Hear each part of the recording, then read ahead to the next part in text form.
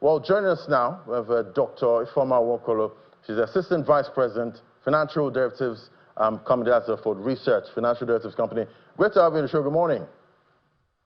Good morning, Larry. Thank you for having me. Fantastic. So, definitely, we know investors, they like to see, dovish signals, coming out from central bankers at this point when it comes to, interest rates. So, what's this signaling? From what we've seen from Jerome Powell, he did confirm that we would see, rate cuts, by September. But, bringing it down here, how would the CBN's Monetary Policy Committee respond, at its next meeting, seeing that, there's dovish sentiment expected in the U.S.? Okay, yes.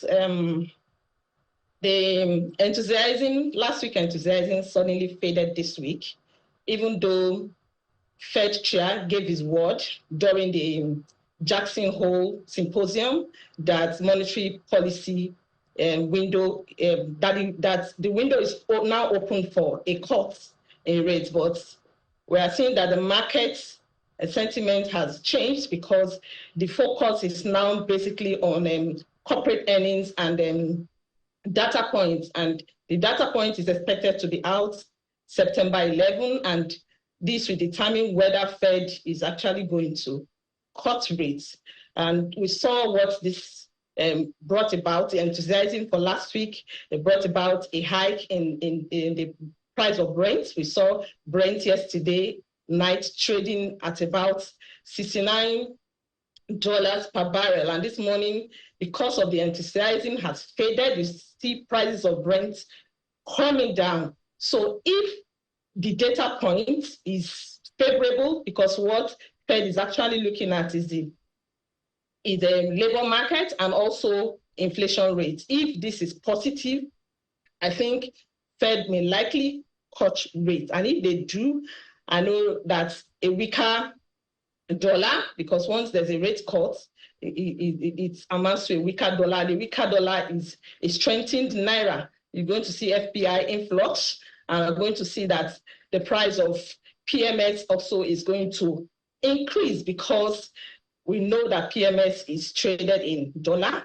and once dollar weakens, countries have more dollar to purchase. So the supply the demand will increase, and this will bring about an increase in the price of Brent. And this is a plus for us, more revenue for us. And FPI will definitely flow to emerging countries like Nigeria, where interest rate is high. It's going to be a plus for us. But that Fed is trying to cut rates, is anticipating to cut rate, or eventually cut rate at the end of the day, does not mean that CBN is going to mirror the rate cuts, because we have our own domestic things that we look at. We have the inflation, which is the major focus of CBN, inflation control and exchange rate stability. So all these things will first of all be considered. So we are not going to follow suit because they are cutting rates. We are also going to cut our own rates. We have our domestic imperatives.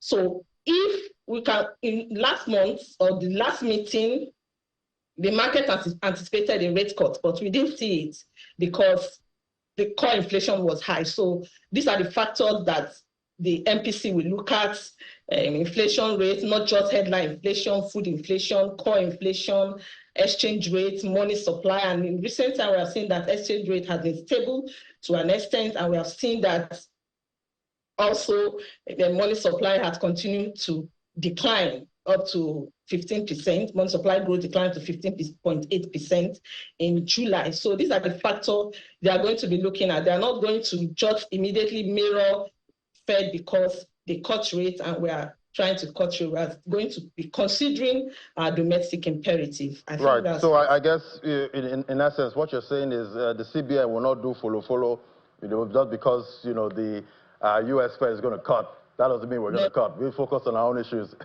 at this point. But let's pivot to another issue now, and that's in the domestic food markets. The Federal Competition and Consumer Protection Commission, that's FCCPC, they've issued a strong warning to Nigerians over the consumption of fruits forcefully ripened, with, harmful chemicals, especially calcium, carbide. And, definitely it seems why the producers would actually do this. I guess they're trying to get the fruits out fast and make more profit, but we're at risk here, with what's going on. How are you seeing that? Yeah, I saw the warning yesterday, and I think it's a wake-up call to everybody to participate in this, because we see some of these people do this using carbide to ripen fruits so that they can sell. So you see a fruit that is supposed to ripen in 4-5 days time is ripening in 2 days or even 1 day. So this is causing health hazard, because this carbide is made of toxins that are harmful to human body. So there's need for a sensitization program on food quality structure in Nigeria. It's very, very important. There's food quality standard is important.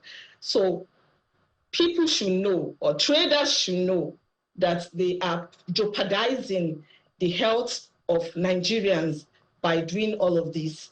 And if you come to think of it, since I heard of this, it's not a news.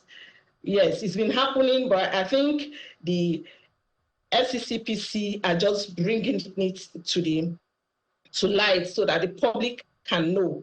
And I think for me, I've tried to minimize my intake of fruits that need to be ripened. You see fruits like banana, fruits like oranges, and all these fruits. So there's high risk, and people will be asking, how do I know fruit that is ripened with carbide? Of course, you are going to know. The taste is different from the normal taste. If you eat a banana that is ripened with carbide, you know it's not going to taste like banana. It's just had a weird taste. So it is important. This wake-up call is important, and it's important not just sensitizing people. There should be monitoring teams that will be out there to monitor what these people are doing. And aside monitoring, there's need for us to work with our consciences. I think that these traders need to. It's not about money, but you are risking and health of people. Yeah, so it's definitely not about money at this time, and I wish there was a way I could identify fruits that have been ripened by carbide before tasting it. That would save me money at this point. But I guess we all have to find a way to work together. But what's happening with prices generally in the commodities market? Prices of commodities? Yeah, domestic commodities. What are we seeing with prices there? Are they coming down, hopefully? Yeah, we are in the heat of harvest season, and we have seen that we have August break, and once there's August break, farmers harvest. So we have prices of commodity on like 2%, 3% decline. We have commodities like garri decline by over 14%. We see commodities like rice is stable, beans are declined. Quite a number of commodities are declining, and palm oil too has declined by 4%, and we have seen that pepper also declined by over 7%. So we are in the heat of harvest season, and prices are declining. You can see the slides. Prices are declining significantly, and this will continue, even though the harvest season may not be long. But for now, we may see the food prices declining compared to last month, because last month was just beginning of harvest season. That was why we saw that food inflation increased, and month-on-month inflation also increased, which could be a driver of food inflation. But this month, we are likely going to see food inflation taper, and it will also filter into month-on-month inflation, which is the real. Yeah. Yeah, definitely. That's music to my ears at this point. Food prices are going down. Watch me run to the markets after the show. Thank you so much, Dr. Ifeoma Nwokolo, Assistant VP, Economic Research, Financial Derivatives Company. Thank you for coming on today. Thank you, Ladi, for having me.